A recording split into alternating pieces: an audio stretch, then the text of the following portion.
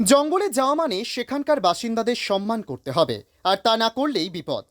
বারণ করা সত্ত্বেও জলপাইগুড়ির বৈকুণ্ঠপুর জঙ্গলে হাতির কাছে গিয়ে ছবি তুলতে গেলেন পর্যটক।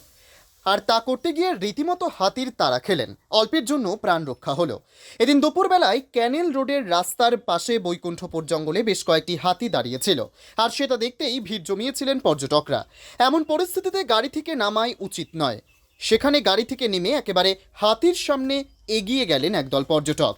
তারই মধ্যে অতি উৎসাহী এক পর্যটক একেবারে হাতির সামনে গিয়ে তার ছবি তোলার চেষ্টা করেন, আর তক্ষুনি বুনো হাতির ধৈর্যের বাঁধ ভাঙে। হঠাৎ পর্যটককে তাড়া করে হাতিটি, ভয়ে ছুটতে শুরু করেন ওই পর্যটক। সেই সময় রাস্তার পাশে দাঁড়িয়ে থাকা ডাম্পার চালক বুদ্ধি করে সজোরে গাড়ির হর্ন বাজাতে শুরু করেন।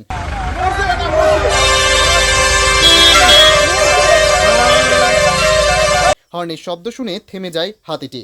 বরাত জোরে প্রাণে বাঁচেন ওই পর্যটক।